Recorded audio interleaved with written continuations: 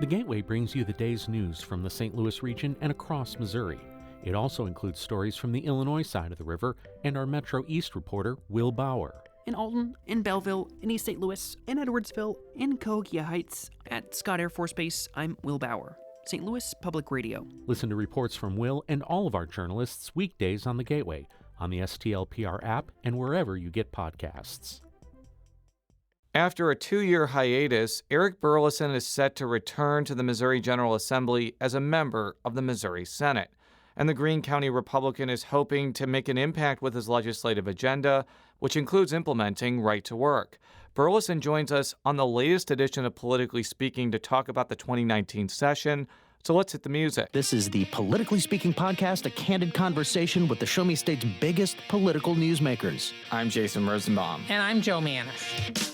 Elections should be about your accomplishments. What have you done to qualify you for the position, and why are you qualified to run? I'm going to push back on these regulators. I'm doing this for the people. I was encouraged along the way, not just by my family, but by a lot of teachers and professors, and knew when I was in college that I would run for office someday. We're very excited about the prospect of having some more free market solutions. Even though after the conversation, I still might not agree. We want our listeners to get a real sense of what drives these people. They're actually people with a story to tell.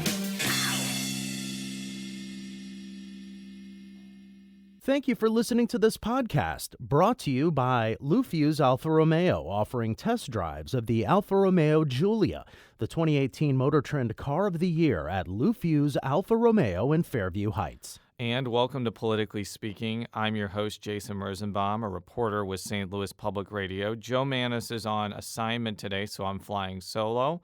Our guest, who is being stationed right now at KSMU Studios in Springfield. This is Eric Burlison. Senator-elect for the 20th Senatorial District. Did I get that number correct? That's right, yes. And that incorporates parts of Greene and all of Christian County, if I'm not mistaken. Just remind our listeners kind of your personal political history and kind of some of the highlights of Eric Burlison in the Missouri House, because there were many. You were what I would classify as a pretty impactful representative there. So just remind our listeners who you are. Well, I'm a computer programmer by trade. I grew up in this area in southwest Missouri and come from a family that has been involved in the grocery business and farming and insurance, and grew up, but also as a computer nerd. I grew up in the 80s whenever we would program on true floppy disks and sometimes even cassette tape. And when I was going through college, I would often get side jobs building early websites, back in the day when the text would scroll across the screen. And so eventually I kind of went into the private sector working in healthcare industry for Cox Hospital as a programmer, and then eventually for Cerner, which is a large hospital software company out of Kansas City. And I would bore you to tears if I explained to you exactly what I do in that capacity. But I went to Missouri State, have a master's in business administration. And the things that I love to do, my hobbies, are finance. I really love studying the stock market. I do like to day trade. That's about the closest thing to gambling that I'll do is in the stock market. And then I love to hunt and fish. And so I have two daughters. They are now 11 and 9, and they are the joy of my life. And then also my wife, Angie, she is in the chocolate and candy industry. She is the executive director of a association called Retail Confectioners International, and they are the Candy Makers and Chocolate Makers Association of North America. So it's she has a really great job, I have to say. I was just going to say, I don't have many vices. Like I'm pretty moderate in my drinking. I stopped drinking soda 4 years ago, but one thing that I cannot stop doing is eating chocolate and sugar. Apparently it's a very addictive product because it's just so delicious. So well, I'll have to bring you some. I don't know if I'm allowed to with the new Clean Missouri, but I'd be happy to if it's acceptable to bring you bring you some chocolates. Well, I don't think the new constitutional amendment bars lawmakers from giving reporters gifts or bribes, but be that as it may, let's keep with the spirit of that law. So, okay. You're not the first legislator who termed out after 8 years in the House and then had to wait 2 years before running for the Senate.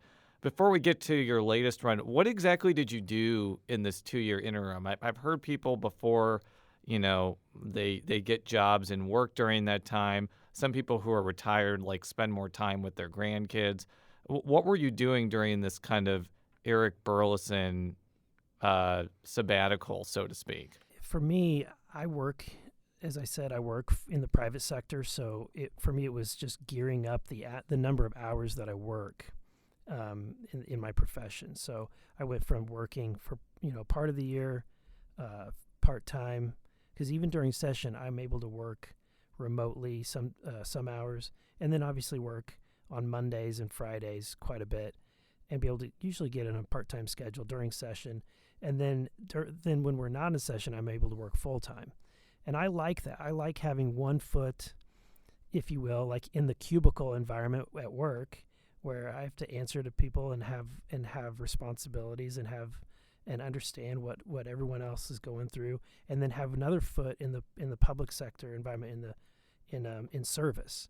I enjoy that aspect. So during the last 2 years, I really just ramped up my work load, and then also got involved in local clubs and groups and did a lot of the community stuff, and went to a lot more soccer games with my kids, and got to relax a little bit. I also was campaigning for the last couple of years as well. So I don't want to get too inside baseball, although a lot of this show is kind of insular political gobbledygook, but there was kind of conjecture for a while that you and Senator-elect Lincoln Huff were going to be running in the same district. What could have been an acrimonious and very expensive primary, which that didn't come to pass, obviously.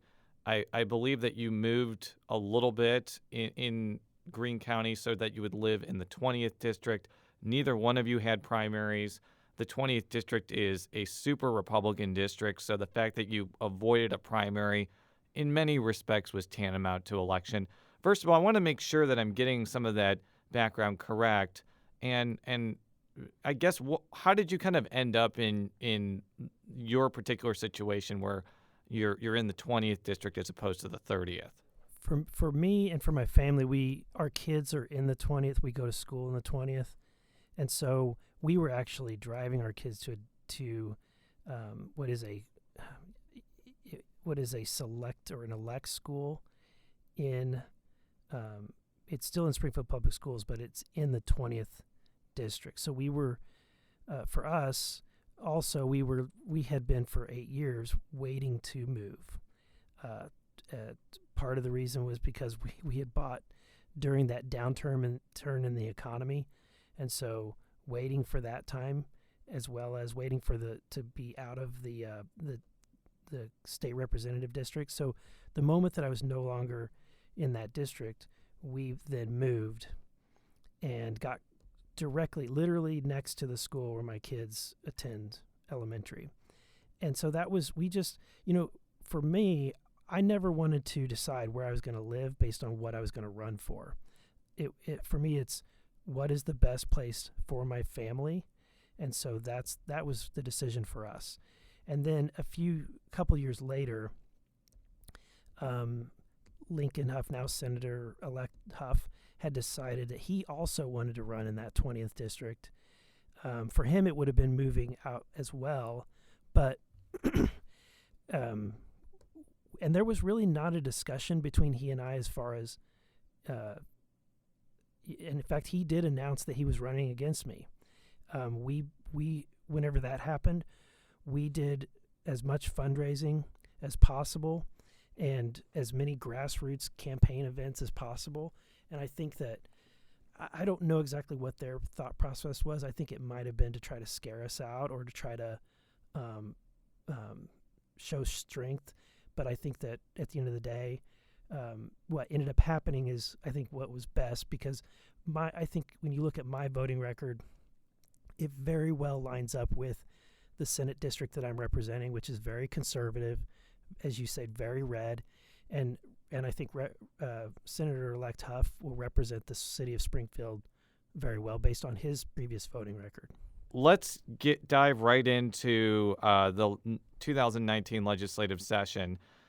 Before we go down the list of bills that you've sponsored, and many of them have made quite a bit of news, what's your general expectations for 2019, especially when there'll be a governor who's never been there before during a legislative session, and also during this kind of era of good feeling between the legislature and Governor Mike Parson? For me, I'm coming into in a situation that's different for me. I served all of my time under Governor Nixon, so I'm excited about serving in the Senate with a Republican governor. I know that everything always starts very acrimonious, and everybody's happy, and everyone has all kinds of expectations, and there's a lot of joy. And usually by May, everyone wants to strangle each other, and that will, I do.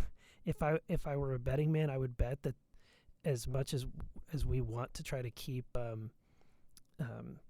everything in harmony, I would expect that probably, if I was to predict, I think that by this time in May, there will be a few feuds and there may be some hurt feelings, but overall, I think that we're likely to get quite a bit done. That was going to be my next question. Like, you were part of the House, which I don't want to say everybody in the Republican caucus had the same ideology or voting record, but I mean, the way the House kind of runs is by majority rule and getting 82 votes and kind of having a general plan and consensus among mainly Republicans. In the Senate, it's a lot different. The Republican caucus often is factionalized between leadership and, I guess, more conservative firebrands. I could actually see that same dynamic playing out this time around. There are a number of incoming senators who I could kind of see not necessarily going along with the flow, so to speak. Where do you think you're going to fall in that continuum, or is it really going to depend on the issue? I would say it's going to depend on the issue. My general attitude about legislation is that I'm going to vote my conscience. Some people, and I have kind of a different philosophy about that than others, but and to elaborate is that I tell people that my role is to be true to what I believe and what I know is right, and my job as a legislator is to educate my district and my constituents on why I believe what I believe. And that's while I'm taking input and guidance, but at the end of the day, it's my job to make a decision, an educated decision, and one that I can live with. And I think that given that if you have a longer view of things, that there's going to be a time in my life where I'm not going to be in elected office. I want to be able to look back on the time that I was here and never regret a vote or maybe not doing enough. And so that's my attitude about how I conduct myself. But at the end of the day, my job is to educate voters what my views are and to stick to that. And if voters want that, that's great. But if the will of the people change, then that's not. My attitude is that I'm not going to change with the wind or with the will of the vote.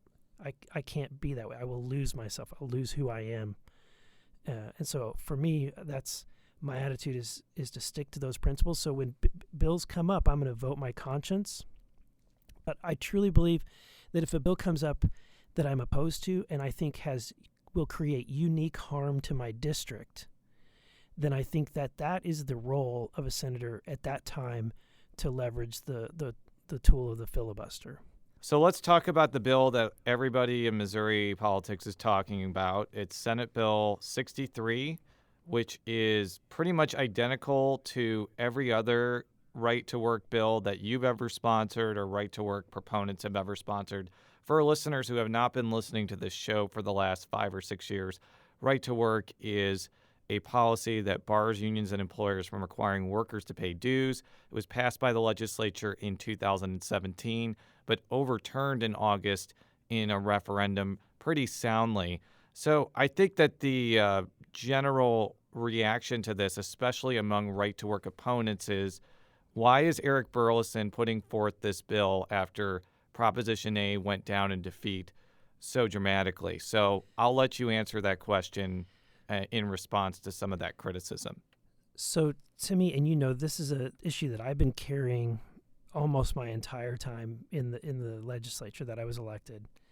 And for me, this issue is I believe this issue is the right issue, not because it's popular, but because it's the right issue. It's morally the right thing to do.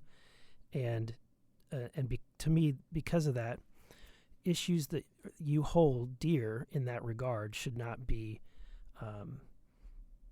should not change based on the vote of a people. And to further elaborate, I think some people think that this is a democracy, and this is not. I mean, democracy is not freedom. We as a nation, we wanted to seek a nation that gave people as much freedom and liberty as possible. And democracy is not that. Democracy, as Benjamin Franklin famously said, is two wolves and a sheep voting for what's for lunch. And so to me, the right of a person to choose which group that they wish to join or not join is a right. And when I carried this issue all those many years, I heard horrible stories from individuals who were certainly in the minority of the union or the place at which they were employed, but their rights were trampled on. And at the end of the day, for me, this is a moral issue, and that's why I don't hold. I'm not worried about what the majority vote is. I still would hold these views. Now, I would also say, I don't think that if you truly polled this issue in the right way, I don't think the poll would come out the way it did. I think that the ballot language was confusing. For those that were in favor of this issue, we had other polls with different language that showed that it would win with different polling language. But this polling language polled extremely bad. And it was so bad that those that were in favor of the issue knew that it was folly or foolish to invest any money towards that campaign effort, which is why you saw so little effort on the yes side, because we couldn't convince anyone. There was no campaign manager or anyone that thought there would be enough money to actually win it with the ballot language that there was. Yeah, and I mean, and just to follow up on that, the pro-Prop A side was frankly very anemic, and it had really no comparison to the millions of dollars that was going to defeat Proposition A. But again, to play devil's advocate, just because somebody runs a weak campaign doesn't necessarily, for many people, necessitate a do-over. I mean, by that logic, you could make an argument that there should be a do-over for the state auditor's campaign, and the Republicans should get another chance with a stronger candidate, basically. So how would you respond to that? Yeah, no, that's not my main premise. My main premise is that this is a moral issue, and one doesn't simply drop it simply because of a majority vote. And not to compare the issues, but as though they're equally in moral standing. But I don't change my position on my stance on pro-life issues based on the vote or the will of the people. And one could continue to go on. You pick your moral position. You're not going to change your views on a moral issue based on the vote of a people. If you think something is morally abhorrent, you're going to continue to fight for a change. So I'm going to play a clip now from incoming Senate President Pro Tem Dave Schatz. This is an exchange that he and I had during a candidate forum earlier this year, and I asked him point blank whether right to work would be a priority in the Senate in 2019. Senator Schatz, I think you voted for right to work. My question is, would you bring this issue up again? I think the issue is over. I think the voters have voted. I think the issue is a done deal. I don't think there's any shape, form, or fashion where the legislature would attempt to bring this up. Obviously, that, again, I think that with the results that we've seen from that, there was a very effective campaign, and the voters spoke, and obviously I believe that's the end of it. I obviously have a little bit more insight into state legislative politics than the layman, and I understand the Senate President Pro Tem is not an all-powerful, godlike legislator like that Speaker of the House in many respects is. But don't those comments kind of bode pretty poorly that your bill is going to get any traction in the foreseeable future? I can't I can't give the opinion of other lawmakers. What I can say is that if you look back at my record, when I started filing this, I faced very certain difficulties, and from people that did not want this issue to be brought to the forefront. And so for me, this isn't about whether or not it makes me popular with my colleagues and my peers up in Jefferson City, or popular with the state as a whole. Now, I will say people in my neck of the woods do support this issue a lot more so than they do, I think, up in St. Louis. Yeah, I looked at the margins. I think it probably passed in Christian County, and I think it failed in Greene County, but I don't know the breakdown. It could have been more popular in your part of the Senate district than Lincoln Huff's Senate district, but continue. Yeah, I think it probably, I'd have to look at the breakdown too. I would bet it probably did do a lot better in the rural Greene, but anyway, it's a lot different. That the view here is a lot different than it is in other parts of the state. But that, at the end of the day, when I started discussing this issue almost 10 years ago, this was not a popular issue to discuss, and change is often difficult. But I find that the facts on this issue don't lie, and the economic reality is only getting worse. There is going to this may end up happening at some point. When you just look at the trend, the job numbers in this state are continuing to go down, and even the union employment is continuing to go down. And at some point, I really think that the status quo is harming unions. I think this makeup is harming themselves, but it's unfortunate. But I think that's the fact. So let's talk about some of the other bills that you sponsored, because while the right to work one is getting a lot of attention, there are other ones that I think are also of note. Let's talk about SJR 11 first, which a number of colleagues of yours have produced in some similar form or fashion. Yeah, it does two things. One, it increases the threshold of the vote. And then two, it requires that the signatures be collected from all congressional districts in the state. If you look at the current scenario, these last initiative petitions, many of them didn't even come to my neck of the woods to collect signatures. And they often only go to the inner city, to the very high density population areas to collect signatures because it's more cost effective. And I think what the outcome of that is that we're likely to get policy that reflects those, or ballot issues that reflect the political views of people that live in a high density area.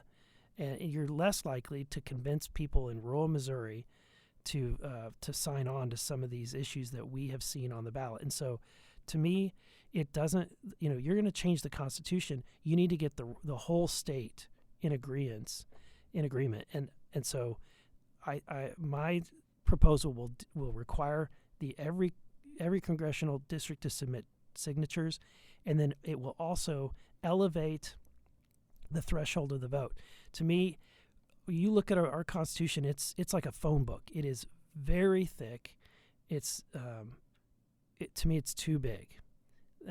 It's too easy to get things entered into the Constitution. So, I think that it should be much more like the federal level, where the federal level requires 2/3 votes of the states, but I think that it would be appropriate to raise the threshold to 2/3 vote of the population. So this cycle, the Clean Missouri was passed, which overhauls redistricting by a pretty substantial amount, state legislative redistricting.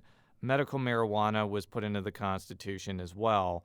So if your initiative ends up getting approved by voters, and let's just say that there's some really serious issues that stem from those initiatives, isn't it going to be much harder to change them if you need a 2/3 majority as opposed to a simple majority? Well, that you could say that about any of the things that are in the Constitution, but in general, we tend to see a negative outcome in the changes that we're making to the Constitution. I don't pretend that we're going to be able to fix Clean Missouri on the ballot.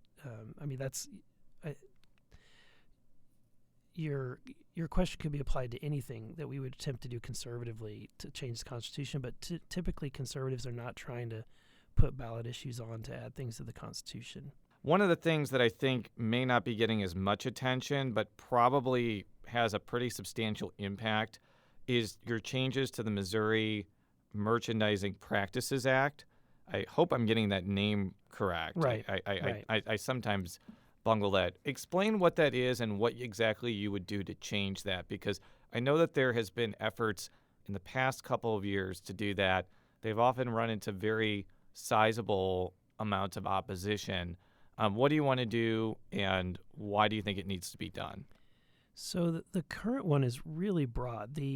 When you look at I do think there's a problem in Missouri. I think that when you consider the fact that Missourians are more likely than any citizen in the nation to watch television commercials that are paid for by trial attorneys, there's a problem. And the question is, what's causing that? And the reason is that we've got a system of laws that make it very easy to find fault in people. And when it comes to the items that people sell, it's very easy to sue someone that produces a product for mislabeling or misadvertising that product. So, for example, these have become almost famous, where there's a guy named, I think it's Bryant, who is suing Reese's Pieces because the chocolate malts, because he bought boxes of them and thought that there was too much air in the box, too much packing air. Regardless of the fact that the boxes were labeled correctly with the amount of ounces that were in the candy that you're purchasing, or that it's just, at the end of the day, it's such a silly thing that anyone would think, I'm going to sue because this box looks larger than it should be to contain the contents. That kind of thing is what a reasonable person would say is not appropriate to clog up our court system, but nevertheless, that it's going to make a trial attorney very wealthy, and it's going to cause the products that you and I like to purchase more expensive, especially now that I know that you like chocolate and candy.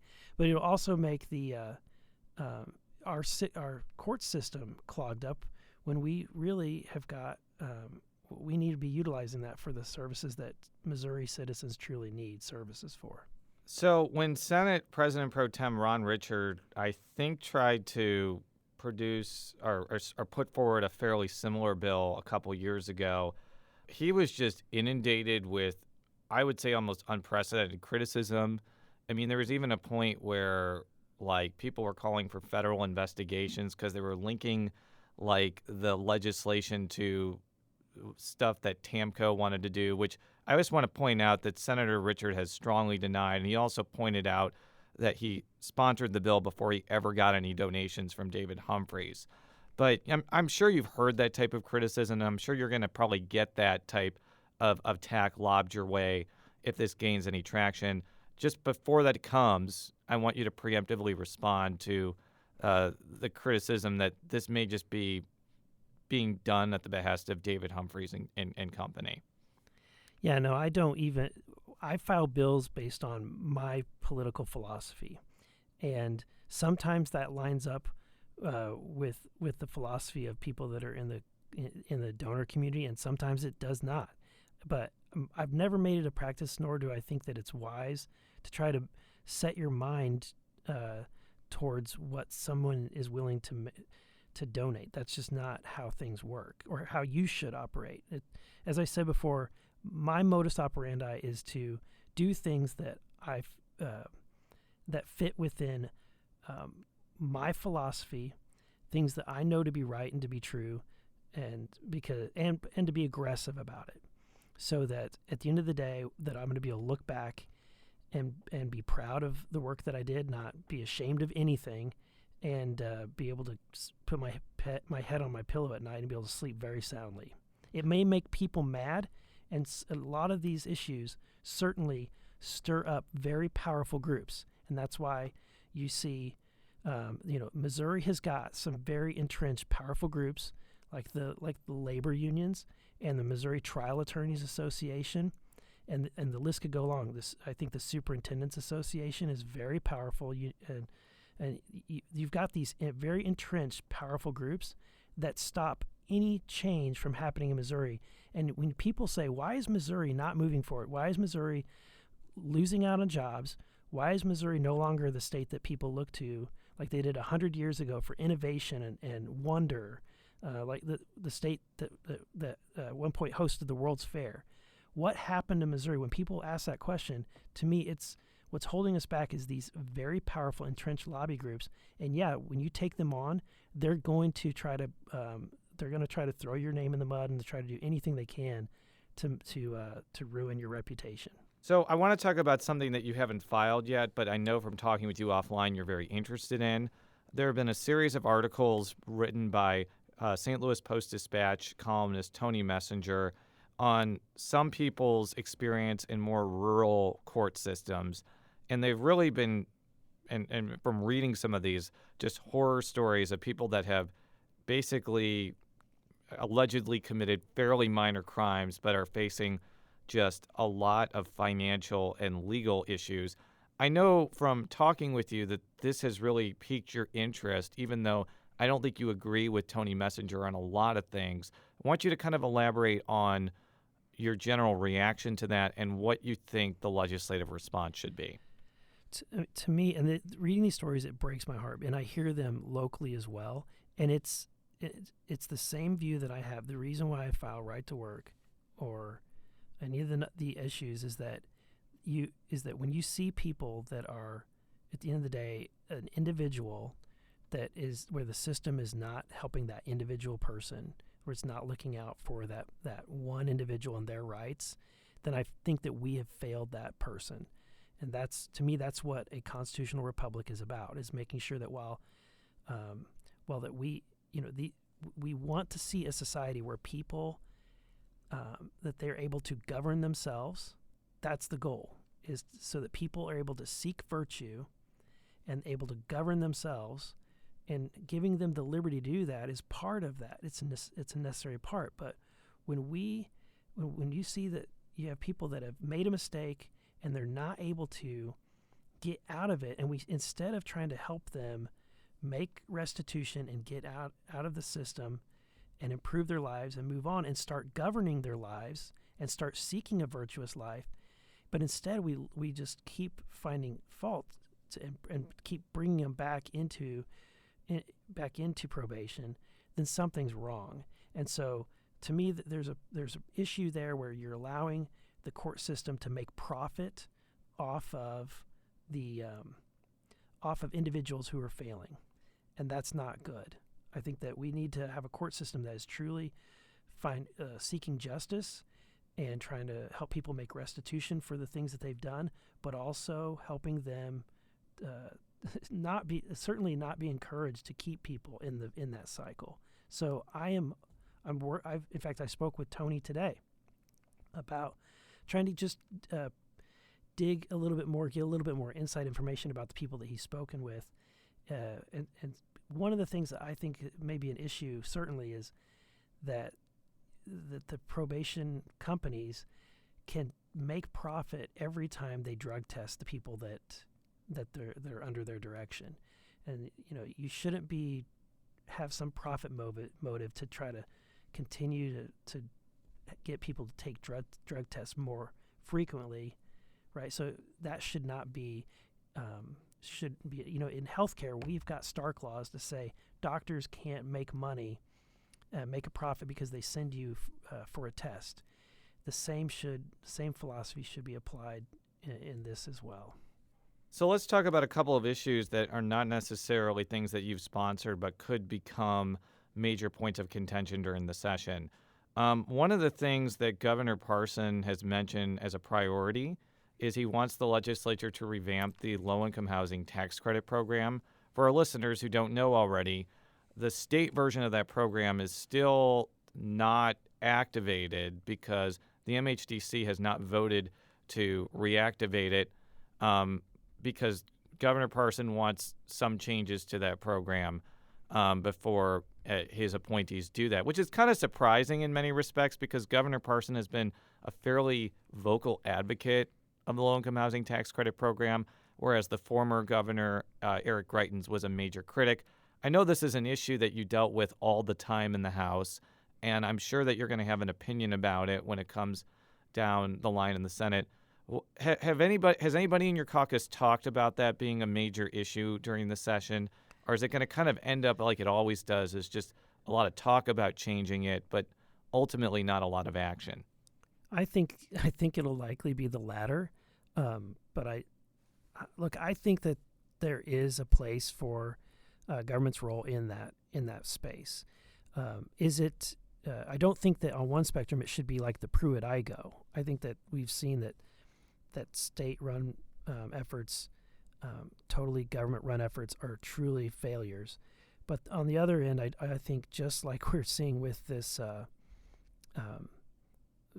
probation situation, that you can create an environment where government is picking the company, and without enough restraints, that company is going to make egregious profits. And to me, it really is an embarrassment for the private sector and for free market capitalism. I want to see a solution that is low cost to the taxpayers but effective. And clearly, I think the reason why Governor Parson is rightly hitting the pause button is that when you look at all of the data and the reports that came out, is that we're not getting the bang for the buck with that program. And so I'm willing to take a look at it and see what solutions that people have. But I'm like you. I think, having had some history in the building, I think it's likely that we won't see anything. And let's talk about Clean Missouri for a bit. So this is a constitutional amendment, and I just want to make clear that there's a big difference between passing your right to work bill, which if it passed through the legislature, it could be signed by the governor and implemented immediately. Anything in Clean Missouri, which, as I mentioned before, makes pretty substantial change to state legislative redistricting, if the legislature passes a change, it would have to go back to the voters ostensibly in 2020. I haven't found a lot of Republicans who are currently in the legislature who are terribly happy with the redistricting part of Clean Missouri. I think that they feel that it's in the way it's set up is going to reduce the amount of Republicans in the General Assembly eventually, because there's a formula that I'm not going to go into, and I've gone in other shows, that basically mandates districts to be drawn a certain way. What's kind of your feeling on that, and what is your general what has been your general talk of your colleagues about bringing something up in the next year or two that the voters may vote on in terms of changing the Clean Missouri redistricting system? So there's some things about it I thought were, that the voters, I think that when the voters saw that, I think they saw immediately things like lobbyist meal bans, which I've never personally taken a lobbyist meal or gift. There's a handful of lawmakers that do that. It's not easy to do that. It's actually a lot of paperwork to live that kind of lifestyle. But and then you had other things I think that were popular. But what people need to know is that it was a lot of. It's almost like when your dog has medicine and you put the medicine inside of something that's a treat. what people don't know is that Clean Missouri really was that redistricting bill, and then they put all of the other tangential things that they knew voters would grab onto around it in order to get it passed. But I'm surprised. I talked to people at the water cooler at work yesterday who were shocked to find out that that bill had the redistricting portion in it. They were unaware of that whenever they voted for it. If the legislature were to try to fix it, I think it would be a big, heavy lift to try to come up with something that the voters would buy, because it would be lawmakers regulating lawmakers, right? So people are obviously going to be skeptical, and I think that if we were to do this, we would have to be very honest with ourselves and start digging into some things that truly need to be fixed, and truly reform some things. Yeah, and I just want to mention that, because one of the ideas that has been floated is, well, let's pair a major change to the Clean Missouri redistricting system with something that sounds good to voters, like, the lawmakers don't pass a budget, they don't get paid. I'm just throwing that out there kind of hypothetically, which in some ways would be kind of a similar strategy to what Clean Missouri did. And I do see what you're trying to say, that if lawmakers put something else on the ballot that makes substantial changes to Clean Missouri or gets rid of aspects of Clean Missouri, I could see the proponents of Clean Missouri saying, look, the lawmakers are trying to, they're striking back at a voter approval. It's Fox guarding the hen house. Yeah. So they're going to do that regardless. So I think that it'll probably, if it were to happen, at this point, I'm just kind of conjecturing with you. I think that it would be a combination. I think you would likely have some very popular options like what you said, and then you would I think that you would need to really do some substantive reform, because I think that at the end of the day, there are going to be intellectual minds who are skeptical that you need to win over, and I think that it truly, to me, I hold the Constitution as something sacred, and I don't like how much we are playing with our Constitution, and I think that to me, this concept of just putting these issues in here to win over the voters and add some other language in the Constitution, to me, it really grates me the wrong way. In general, just talking about this is something I'm not really a big fan of, but I do think that I do hope this issue gets resolved, because I do think that redistricting language is a mess. It's an absolute mess. Well, that was going to be my other question. Like, how do you think it would affect your district, given that I know that there are parts of Springfield which are more Democratic than others, but you're surrounded by areas that voted for, like, Josh Hawley and Donald Trump by, like, 70 and 80%. I certainly understand the concern among Republicans in the St. Louis and Kansas City suburbs. I also kind of understand the concern of African-American lawmakers who are worried their districts are going to become less African-American. But for someone like you, what exactly do you have to worry about under this if the surrounding terrain is all Republican, basically? I think that in my area, I don't think that there's much they can do to make it more difficult. I think that for example, the Senate makeup, I don't think you could have a worse drawn map for Republicans in Southwest Missouri than the current Senate map. I think that they actually conceded that in order to get what they wanted in the other parts of the state. But I've heard, and I don't know how much of it I believe until it actually is done, right? We haven't gone through this process to see what could really be done. But I had heard that you could even draw in places from other parts of the state. Now, whether that can actually be done, I don't know. But I agree with you that I doubt that you could change the drawing in Southwest Missouri enough to get more Democrat elected officials than you currently have. Yeah. My final question for you. What is the Stop Socialism Act? I think inquiring minds want to know how Eric Burlison is going to stop socialism in the socialist state that is Missouri. Just Yeah, look at the so election results. It's totally socialist at this point.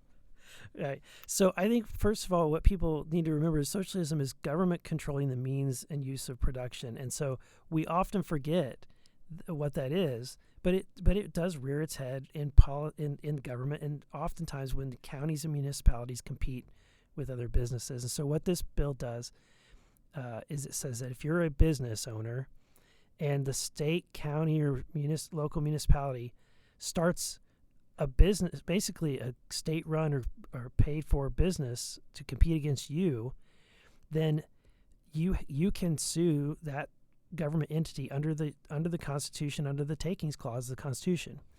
And this has happened.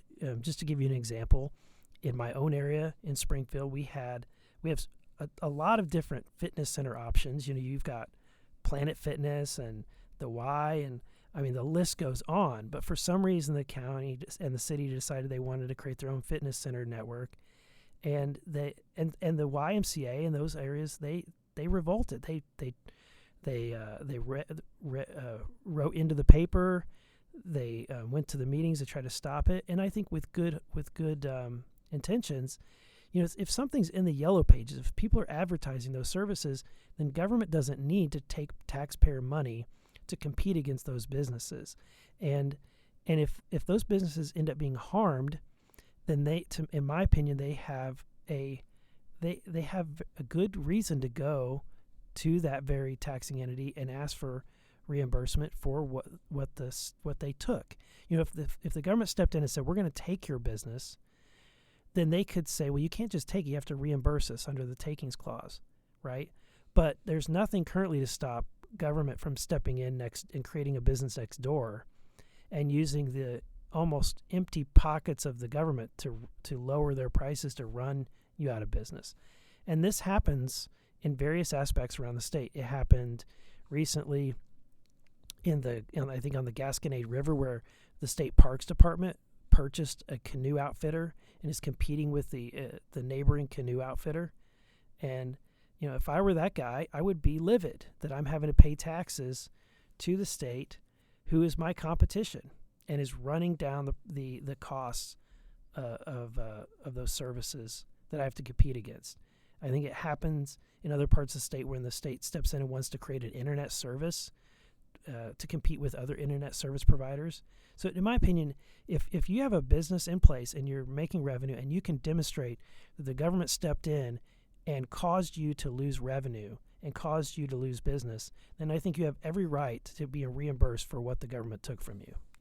That's the Stop Socialism Act. Thank you so much for talking with me, as always. For all of our stories, stlpublicradio.org. Follow me at J. Rosenbaum. How would people follow you on Twitter or any other parts of the World Wide Web?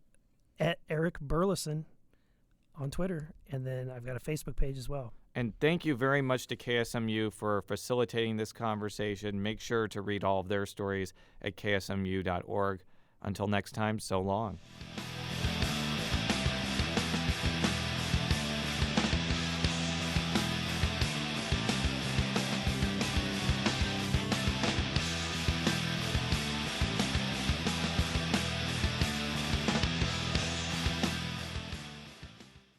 Sponsored by Lou Fuse Alfa Romeo of Metro East.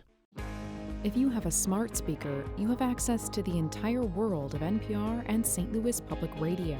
All the latest news and all the captivating stories. Activate our voices with yours by telling your smart speaker to play St. Louis Public Radio.